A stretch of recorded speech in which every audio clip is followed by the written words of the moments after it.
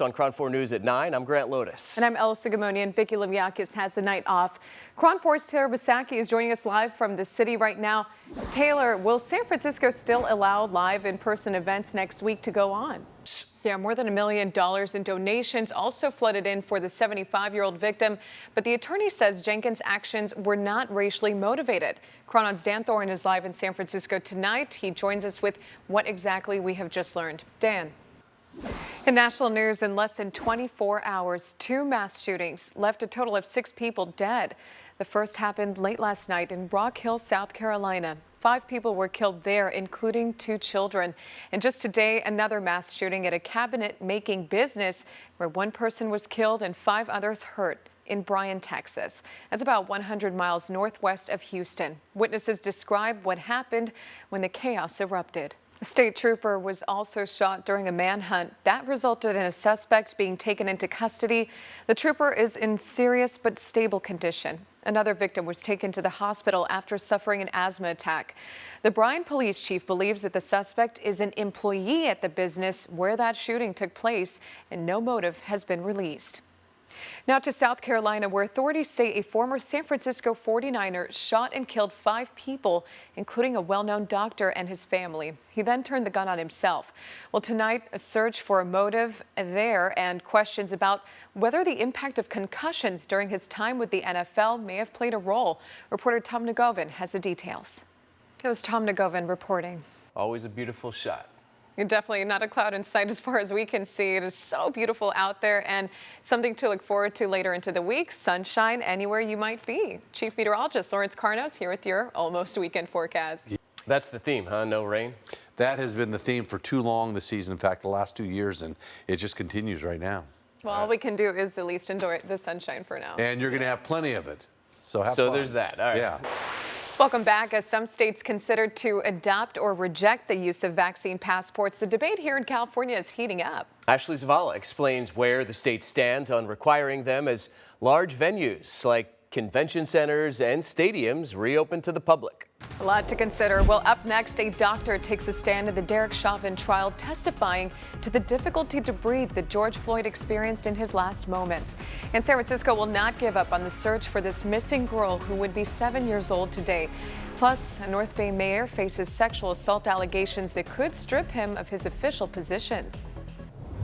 The town of Windsor's police department, they're investigating sexual assault allegations against the mayor of Windsor, Dominic Fapoli.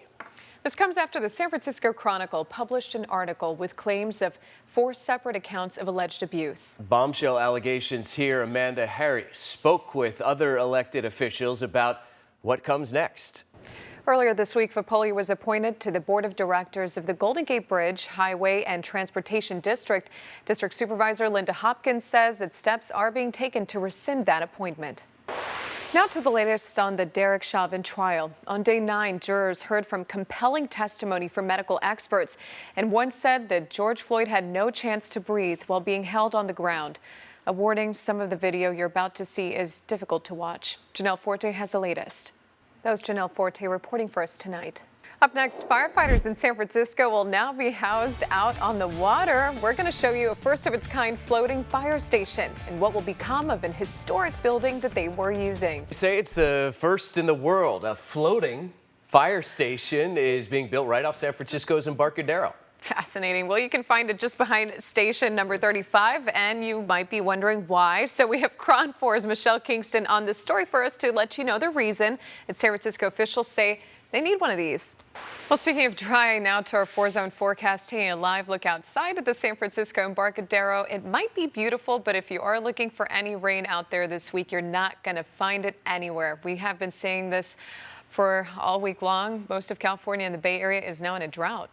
Yeah, Chief Meteorologist Lawrence Carno is here. Lawrence, it's an update now to the pageant crown controversy we told you about last night.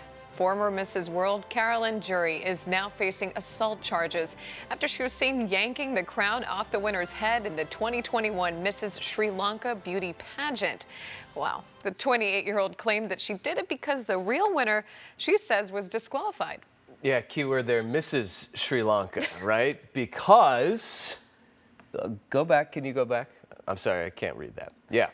Jury says 31-year-old Pushpika De Silva is divorced, but it turns out she is just separated. All that drama. Okay.